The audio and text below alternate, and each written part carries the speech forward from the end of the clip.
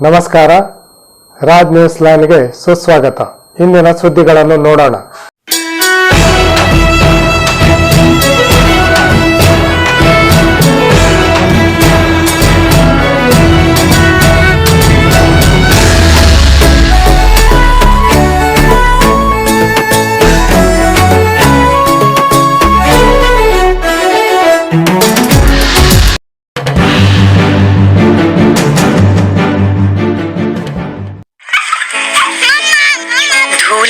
के डर से नए दोस्त बनाने से रोक देना आसान है, पर डेटॉल है तो आसान मत चुनो.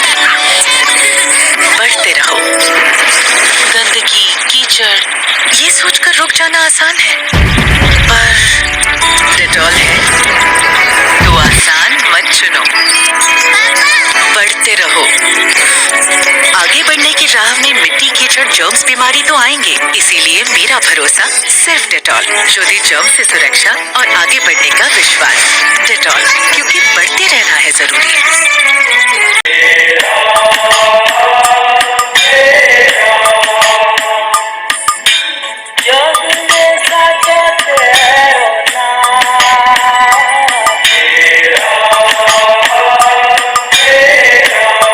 ಎರಡು 2023-24ನೇ ಸಾಲಿನ ಪ್ರಧಾನಮಂತ್ರಿ ಕೃಷಿ ಸಿಂಚಾಯಿ ಯೋಜನೆಯಡಿ ಹನಿ ನೀರಾವರಿ ಅಳವಡಿಕೆ ಹಾಗೂ ನಿರ್ವಹಣೆಯ ಕುರಿತು ರೈತರಿಗೆ ಒಂದು ದಿನದ ತರಬೇತಿ ಕಾರ್ಯಾಗಾರವು ಪಾಳ ಗ್ರಾಮದ ಹೈಸ್ಕೂಲ್ ಹತ್ತಿರವಿರುವ ಸುಬ್ರಾಯ್ ಕಲಗಟ್ಟಿ ಅವರ ಅಡಿಕೆ ತೋಟದಲ್ಲಿ ನಡೆಯಿತು.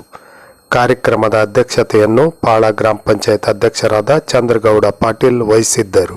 ಪ್ರಾಸ್ತಾವಿಕವಾಗಿ ಹಿರಿಯ ಸಹಾಯಕ ತೋಟಗಾರಿಕಾ ನಿರ್ದೇಶಕರಾದ ಕೃಷ್ಣ ಕುಳ್ಳೂರ್ ಮಾತನಾಡಿ, ಹನಿ ನೀರಾವರಿ ಅಳವಡಿಕೆಯಿಂದ ರೈತರಿಗೆ ಅನುಕೂಲದ ಬಗ್ಗೆ ಹಾಗೂ ಇಲಾಖೆಯಿಂದ ಸಿಗುವ ಸಹಾಯಧನದ ಬಗ್ಗೆ ತಿಳಿಸಿದರು. ಈ ಸಂದರ್ಭದಲ್ಲಿ ರಮೇಶ್ ಜುಗಳೇರ್, ಸಮೀರ್ ಗಡೇದ್, ಉಮೇಶ್ ಪಟ್ಟಣಶೆಟ್ಟಿ, ನವೀನ್ ಕಲಾಲ್, ನಜೀರ್ ಸಾಬ್ ಹುಲ್ಲೆತ್ತಿ, ಮೌಲಾಲಿ ಪಾಟೀಲ್, ಕೆಬಿ ಪಠಾಣ್, ರಾಮಪ್ಪ ನಡುವಿನ ಮನಿ ಮುಂತಾದವರಿದ್ದರು.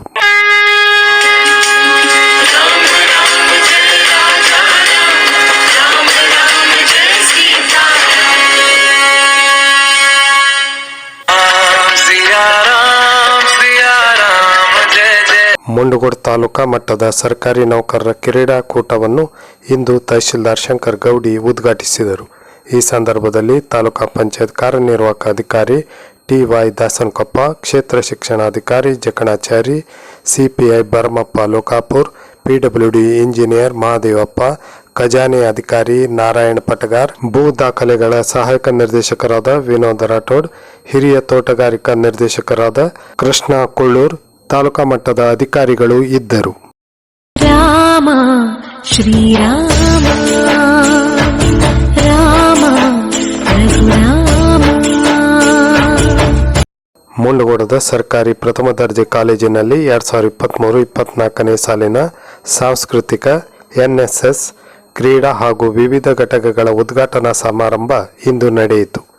ಈ ಕಾರ್ಯಕ್ರಮವನ್ನು ಶಾಸಕರಾದ ಶಿವರಾಮ್ ಹೆಬ್ಬಾರ್ ಉದ್ಘಾಟಿಸಿ ಮಾತನಾಡುತ್ತಾ, ವಿದ್ಯಾರ್ಥಿಗಳು ಪುಸ್ತಕದ ಜ್ಞಾನದ ಜೊತೆಗೆ ಬದುಕುವ ಜ್ಞಾನ ಕಲಿಯಬೇಕು ಎಂದರು. ಯುವ ಜನಾಂಗದ ಮೇಲೆ ಹೆಚ್ಚಿನ ಜವಾಬ್ದಾರಿ ಇದೆ. ಯುವ ಜನಾಂಗ ದೇಶದ ಸಂಪತ್ತು ಎಂದು ಶಾಸಕ ಶಿವರಾಮ್ ಹೆಬ್ಬಾರ್ ನುಡಿದರು. ಪ್ರಿನ್ಸಿಪಾಲರಾದ ಪ್ರಸನ್ನ ಸಿಂಗ್ ಹಜೇರಿ ಅಧ್ಯಕ್ಷತೆ ವಹಿಸಿದ್ದರು.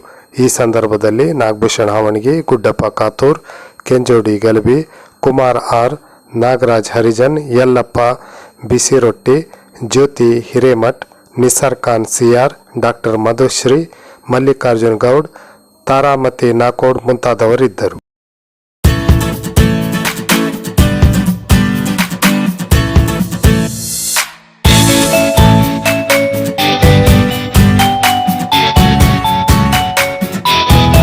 ನಿಖರ ನಿಷ್ಪಕ್ಷಪಾತ ಸುದ್ದಿಗಾಗಿ ರಾಜ್ ನ್ಯೂಸ್ ಲೈನ್ ಅನ್ನು ತಪ್ಪದೇ ನೋಡಿ.